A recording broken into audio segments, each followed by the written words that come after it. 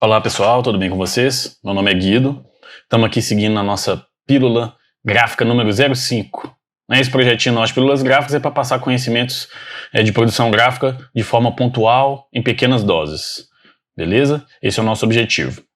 Então, nessa pílula 05 nós vamos falar a respeito de cores RGB, sistema de cores RGB, Simpson K e cores especiais, as diferenças entre elas e suas implicações na prática no mundo das artes gráficas.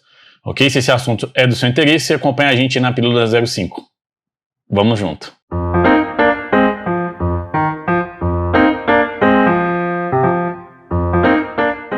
Vamos lá, então, começando a nossa pílula 05, vamos falar a respeito daí dos sistemas de cores, né? RGB, Simpson K e as cores especiais também, onde que elas entram aí nessa história.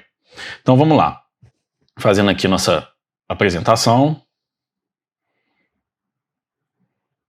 Nossa pílula gráfica 05, RGB, Simpson K e cores especiais. Vamos lá. Começando pelo RGB, que é a chamada de síntese aditiva. Ok? Então, como é que funciona? Ela trabalha com a adição das luzes RGB. RGB iniciais das luzes, das cores das luzes em inglês. Red, Green e Blue. Ok? Então, é a adição dessas luzes que me forma as outras cores. A soma das três gera a luz branca. Então, quando eu tenho a totalidade de cor vermelha, da luz vermelha, luz verde e luz azul, eu obtenho a luz branca. Ela é presente basicamente nos dispositivos que emitem luz, né? Monitores, TV, celulares. RGB são chamadas de cores primárias da síntese aditiva. Tá? A gradação delas vai de 0 a 255. Diferente de como é no sistema de impressão, que é de 0 a 100%, tá? No Simpson K, que nós vamos ver mais na frente.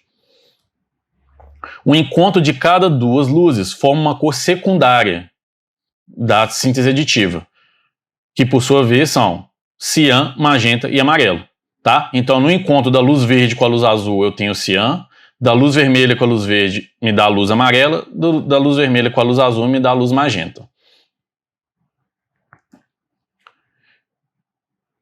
A outra síntese, a síntese subtrativa, que é o famoso CMYK. Como é que funciona aí essa história? A síntese subtrativa, por que leva esse nome? É porque ela vem da subtração das luzes da luz branca. Tá? Eu vou explicar isso um pouco melhor no slide aqui na frente, a gente entender de onde vem essa síntese subtrativa aí. A soma das três cores deveria gerar o preto. Então esse é um dos motivos, que aqui por que não seria, no RGB eu não tenho três cores, luzes básicas, por que na subtrativa não seria só CMY? Seria se os pigmentos fossem perfeitos, tá? Então os pigmentos, se eu colocasse 100% de cian, de magenta e de amarelo, e eu obtivesse o preto, aí sim eu precisaria só dessas três cores para fazer a impressão. Só que isso não acontece na prática, porque os pigmentos não são tão puros quanto a luz. No seu processo de fabricação eu tenho perdas, então o que acontece? Quando eu junto as três cores, ela não dá o preto. Quando eu junto o cian, o magenta e o amarelo. Então eu preciso de adicionar o preto para fechar esse sistema de cores. Tá? Então o preto ele entra para compensar a deficiência dos pigmentos. Ok? Então, e por que é o K e não o B? Para não confundir, porque o início as iniciais são das nomenclaturas em inglês. Se eu pego o preto, seria B. Aí confunde com RGB lá das luzes. Então, para não confundir, a gente pegou o K do final do black. Tá? Então ficou CMYK. Por isso o K aqui. Ok? Eles estão presentes nos elementos que refletem a luz. Portanto, os impressos e os objetos em geral, tá? Que dependem de um iluminante para que sejam vistos. CMY são chamadas as cores primárias da síntese subtrativa. Aqui a gradação vai de 0 a 100% de cada um deles. O encontro de cada uma dessas duas cores gera as cores secundárias da síntese subtrativa, que são o RG e B. Tá? O encontro da tinta amarela com a tinta magenta me dá a tinta vermelha. O encontro da tinta cian com a tinta magenta me dá a tinta azul, a cor azul. E a amarelo com cian me dá o verde. Vamos entender um pouquinho melhor isso aí. Na síntese aditiva, que a gente falou que é de adição de luz, que é o RGB, pensando aqui no monitor, quando eu tenho os LEDs, né, os elementos de cor red, green e blue acesos na sua totalidade, eu formo a luz branca. Então, a sensação aqui do red, green e blue aceso 100% é o branco nos nossos olhos. Então, o monitor que está todo em branco, nesse caso aqui, ele está com todos os seus LEDs acesos. Red, green, blue, todos acesos, nos dando a sensação da luz branca. Na síntese subtrativa, aí a gente já tem uma complexidade, porque eu preciso de um iluminante. Então eu coloquei aqui a luz branca, inclusive nas artes gráficas a gente chama de padrão de D50, que é a luz com a temperatura de 5.000 Kelvin. O que é isso? O Kelvin é usado para medir a temperatura da cor. Tá? O padrão, que é a luz do dia, que seria a luz do sol de meio-dia, é o padrão de luz para avaliação de impressos gráficos. Tá? Então a gente chama de D50, que é a padrão luz do dia, que é a luz branca do nosso padrão. Nesse caso aqui, como é que funciona? Eu tenho um impresso, um ciclo vermelho que está impresso no papel. Por que eu vejo vermelho? A luz branca emite red, green e blue. Só que reflete somente o red. A absorção do green e do blue. Por isso que eu vejo verde. Por isso que eu vejo vermelho. Explicando aqui um pouquinho melhor,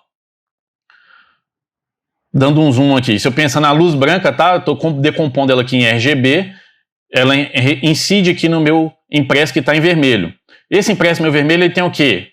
Ele é um amarelo chapado, que a gente chama, que é 100%, e um magenta chapado. Tá? Aqui tem uma característica interessante que me permite que isso aconteça, que as tintas são transparentes. Isso é uma característica muito importante das tintas offset e das tintas de produção gráfica. Porque se elas não fossem transparentes, eu não conseguiria fazer isso aqui.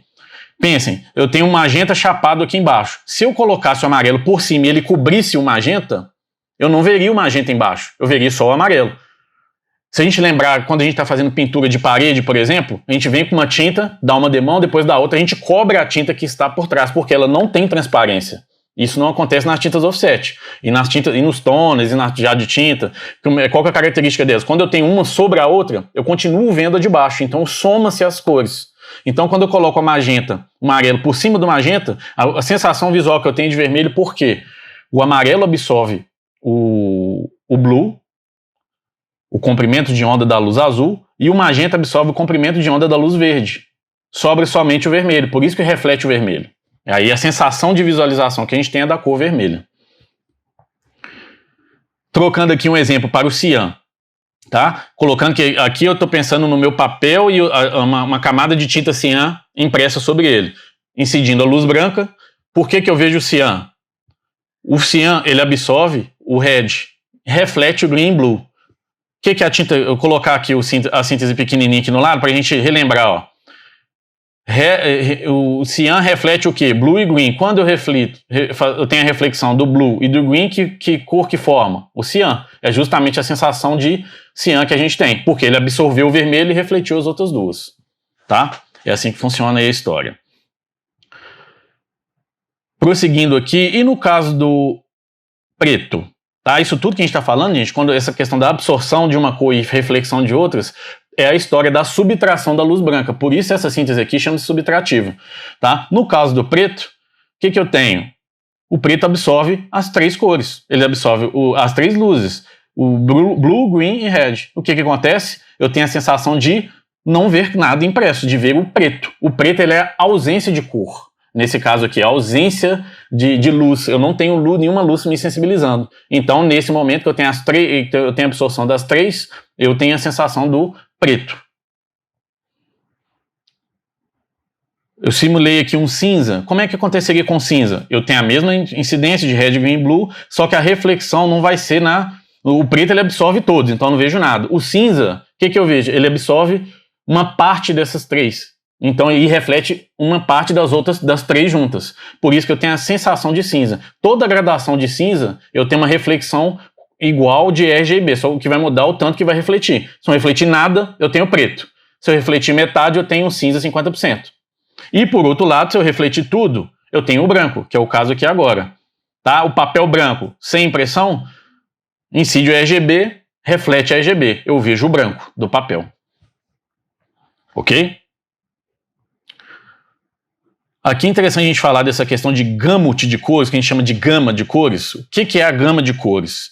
Tá? Esse gráfico ele tem todo o espectro visível, tudo que o olho humano consegue enxergar como cor. O que é o gama de cores? É a capacidade de reprodução em comparação com o espectro visível. Tá? Então, o que é o espectro visível? O espectro visível é esse amarelinho aí. Ó. O amarelo é o espectro visível, que a gente consegue enxergar como cor. O RGB, ele comporta mais cores do que o Simpson-K. Percebam, o RGB é o vermelho, esse triângulo vermelho, e o Simpson-K é esse azul.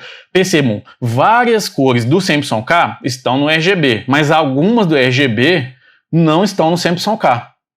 O que isso acontece? Daí a gente tem esse problema de mandar imagens RGB para produção gráfica. Por quê? Quando eu trabalho com a imagem RGB, existem cores do RGB que são fora da gama do Simpson-K. Eu não vou conseguir reproduzi-las na impressão. A diferença fica muito gritante. Tá? Isso acontece onde? Principalmente aqui, ó. Tô marcando aí, tá piscando aí, ó. É nos verdes e nos roxos. Principalmente. Tá? Então, se uma...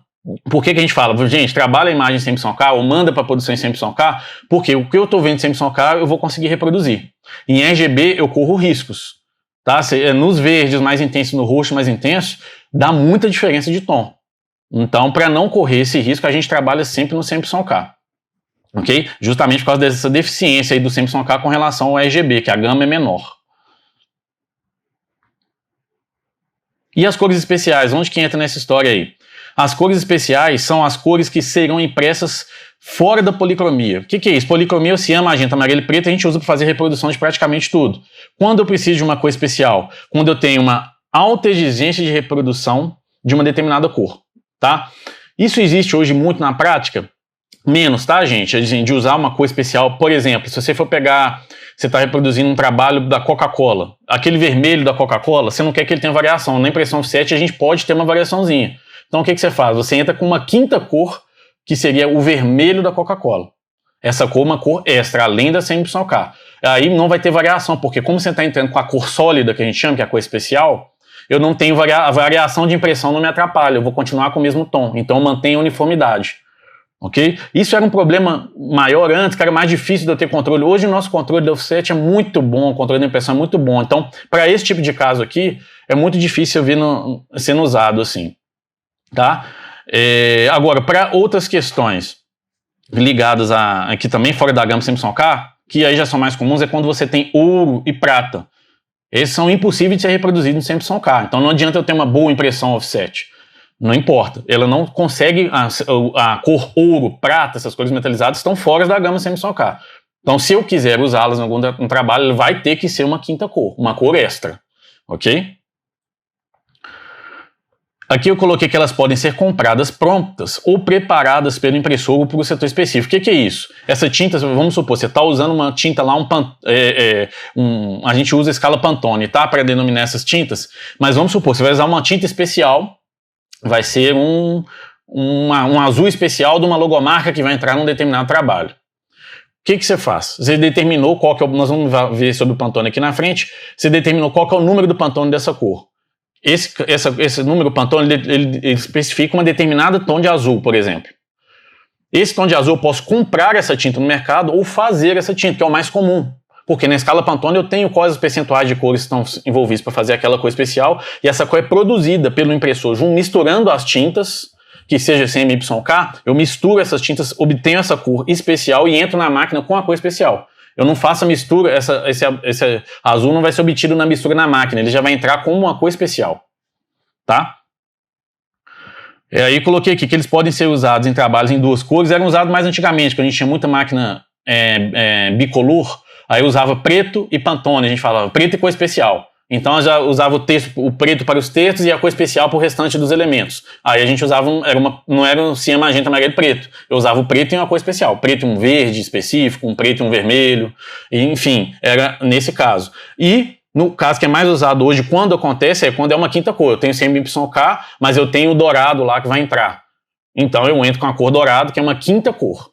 Tá? É claro que encarece no processo de produção, sem dúvida nenhuma, que eu vou ter que ter uma quinta cor, ele vai entrar em outra máquina, ou vai ter que usar uma bateria a mais de uma máquina que tenha mais de 4 cores, encarece meu processo, é bem menos comum de ser usado, ok? E aí nós vamos para o que eu acabei de citar, as famosas escalas Pantone. Como é que funcionam? Pantone é uma marca, tá? Uma marca americana que fez a padronização de cores para uso em artes gráficas desde 63, salvo engano. Tá? De lá para cá foram tendo evoluções, a empresa foi vendida, mas continua fazendo a cada ano, eles vão colocando um pouquinho mais de cores, mas e padronizando. Qual que é a vantagem dessa escala Pantone? Ela é padronizada no mundo todo. Então, se você tiver uma referência de cor, eu tenho um Pantone 285C, ele é a mesma cor aqui no Brasil e em qualquer lugar do mundo, eu tenho a padronização, por isso ela é tão usada, tá? Para padronizar. Ela hoje em dia, tá? Como eu falei, ela foi tendo evoluções, foram misturando umas escalas, juntando com outras e tal. Hoje ela está trabalhando com essas 7 no ramo de artes gráficas, tá? Que ela também atua na área têxtil, na área de arquitetura. No ramo de artes gráficas tem essas 7 escalas. Vamos falar um pouquinho aqui de cada uma delas? Fórmula Guide é guia de cores sólidas ou spot. Cor especial também é chamada de cor sólida ou spot color. É a mesma coisa, estamos falando de cor especial.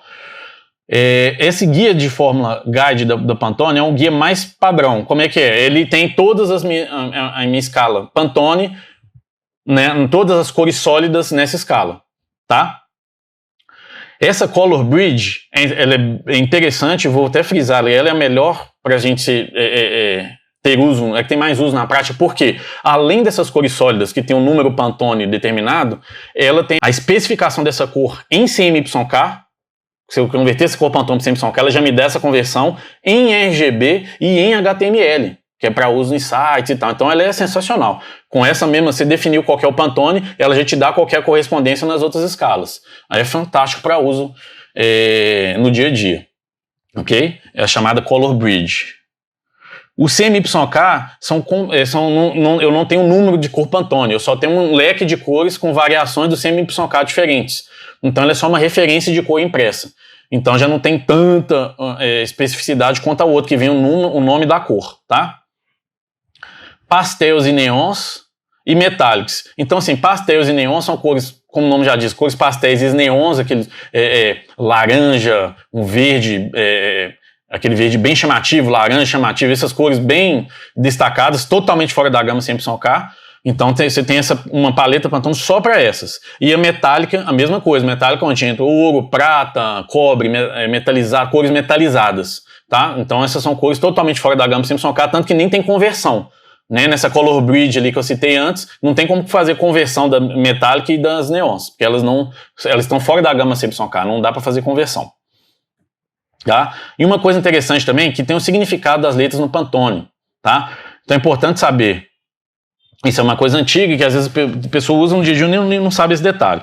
O Pantone ele vem com U na frente, que é uncoated, é o tipo de papel, o papel não revestido, é o papel offset. Tá? Então, Pantone 575U. O que é o U? É que ele está impresso no papel não revestido, o papel offset. E o C é o outro tipo de papel, que é o chamado revestido, tá? Que é o papel couché, que é um papel... O que é o revestido? O papel couché, na verdade, é um papel offset com uma tinta couché, que na verdade ela deixa esse papel com menos absorção à tinta, e a tinta fica a impressão fica mais vívida. Então é um papel de maior qualidade, mais caro, mas é de impressão mais refinada. Eu tenho couché liso e couché fosco. O couché liso tem brilho, o fosco não, mas ambos são papéis finos. Tá? E o C na escala Pantone significa isso, que eu estou usando esse tipo de papel, revestido. O UP é quando eu tenho a conversão da cor Pantone para Process. O que é Process? Cor de processo, CMYK. Então, se eu tenho o Pantone 525U, e quando eu tenho a conversão dele em CMYK, quanto que ele tem ciano, magenta, amarelo e preto, aí vira o UP. Colocou o P na frente que passou para processo. E a mesma coisa o CP, é no coated, só que passando para processo. Tá? Convertido para CMYK. Eu coloquei como principal essa Color Bridge aí porque ela tem essas conversões entre os sistemas que é muito interessante, tá? Então aqui eu estou dando um zoom, pegando, ela vem em leque, dando um zoom num dos leques aí só para vocês verem como é que funciona. Olha só, eu tenho A color bridge, nesse caso aqui, ela tem a coated e a uncoated. Eu estou usando como exemplo aqui a uncoated, que é papel não revestido. Ele me vem falando o que é a cor sólida, nesse caso é o Pantone 1895U. Quando eu converto para CMYK, já tem a conversão do lado. Ele já me mostra aqui qual o nome do Pantone, ó, U, que é no papel uncoated, tá? O P, ele em process é o quê? 35% de magenta. Ele já está me falando qual que é a conversão desse Pantone para o CMYK. Ok? E ainda aqui me passa essa conversão em RGB e em HTML, que é o hexadecimal que é usado para quem programa site e tal. Beleza? Então essa escala aqui é fantástica. Se for para ter uma no dia a dia na sua casa, na sua empresa, essa é indicada. Aqui mostrando que ela funciona assim, né, em leque, ela é aberta, né, com as várias cores Pantones, cada uma com sua numeração, com os nomes das cores sólidas e a conversão do lado. Ok? Então é isso, gente. Chegamos ao final da nossa pílula 5 para dar uma especificação mais ou menos sobre essa questão das cores. Espero ter contribuído com vocês. Se tiver dúvidas, podem perguntar. Qualquer falha, podem citar aí nos comentários que a gente sana aí, beleza? Então, um forte abraço. Tamo junto. Obrigado.